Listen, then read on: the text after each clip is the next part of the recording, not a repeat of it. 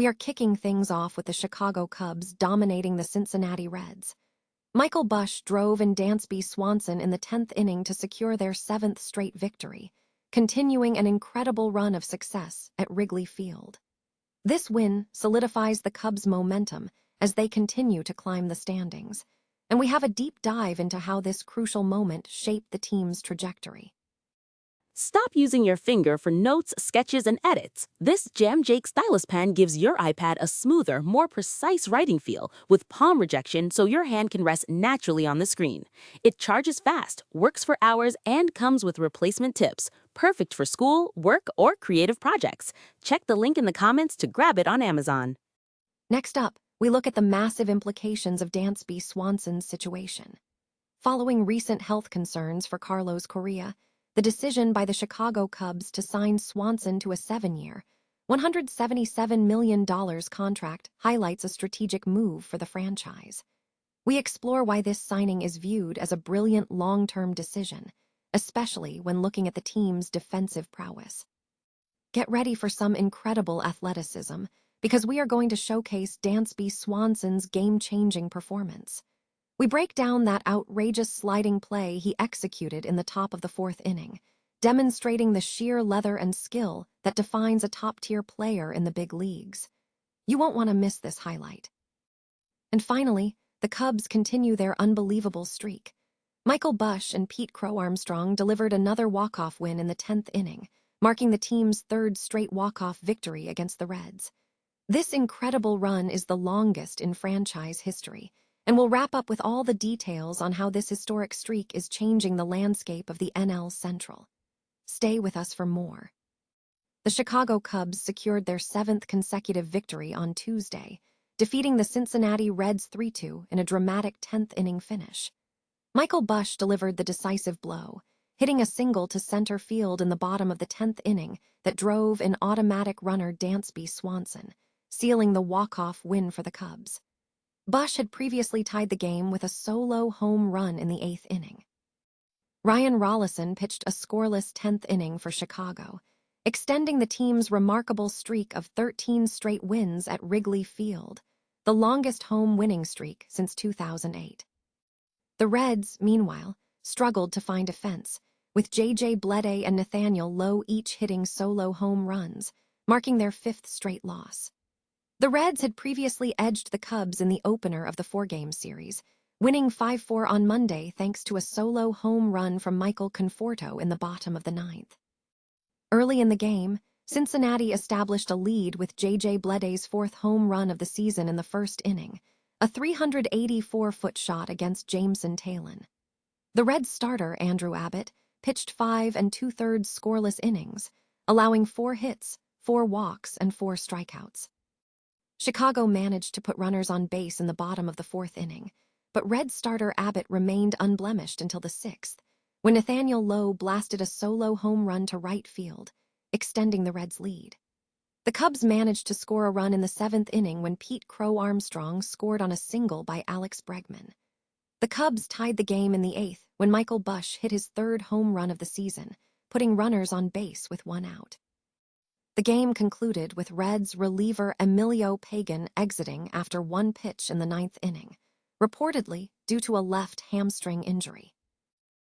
The Chicago Cubs' decision to sign Dansby Swanson to a massive, 7-year, $177 million contract, the 2nd richest deal in team history, appears to be a strategic move, particularly in light of recent health concerns surrounding teammate Carlos Correa.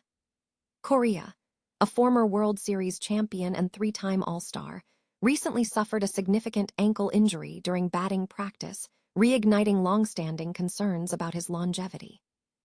This injury follows a pattern of persistent lower body issues that have plagued him, leading to his trade to the Houston Astros by the Minnesota Twins after just 3.5 years. Correa has played in fewer than 140 games since 2019, raising questions about his ability to maintain consistent performance as he enters his 30s.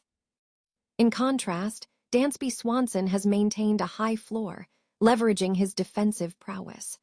When paired with Gold Glove winners Nico Hoerner and Pete Crow-Armstrong, Swanson provides the Cubs with elite defense up the middle on a nightly basis. This contrast makes the Cubs' move to secure Swanson look exceptionally strong. The signing comes as the Cubs look to solidify their middle infield.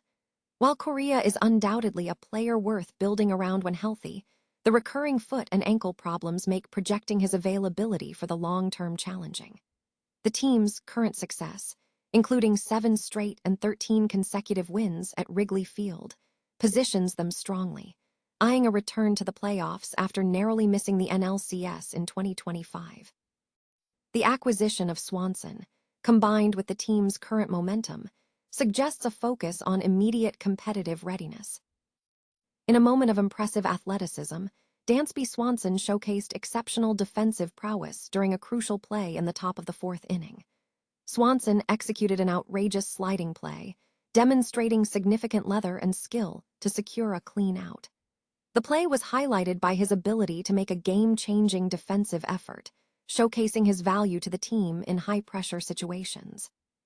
The Chicago Cubs have extended their walk-off win streak against the Cincinnati Reds to 3 consecutive victories, showcasing clutch performances from Busch and Crow-Armstrong at Wrigley Field. The decisive moment came on Wednesday night in the 10th inning when Busch was walked with the bases loaded, securing a 7-6 victory for the Cubs. This follow-up to a 9th-inning 2-run home run by Crow-Armstrong, which tied the game, marked the team's 3rd straight walk-off win against the Reds. This feat makes the Cubs the first team in Major League Baseball to achieve this accomplishment, since the Los Angeles Dodgers secured 3 consecutive walk-off wins over the Colorado Rockies during the 2019 season. The streak began earlier in the series. The Cubs started the run with a 5-4 win on Monday night, courtesy of a solo home run by pinch hitter Michael Conforto in the 9th inning. Tuesday night saw Busch contribute a single in the 10th inning, which brought in Dansby Swanson for a 3-2 win. Wednesday's win marks the 8th straight walk-off victory for the Cubs and their 14th consecutive win at Wrigley Field. While the final walk-off was less explosive, it remains a significant achievement. The 9th inning featured significant action as the Reds took a 6-4 lead after a home run from Spencer Steer and an RBI single from J.J. Bleday. However, the Cubs responded when Elly De La Cruz hit a sacrifice fly caught by Seiya Suzuki, allowing 2 runs to score and extending the Reds' lead. Crow-Armstrong immediately answered the pressure in the bottom of the 9th with his 4th home run of the season.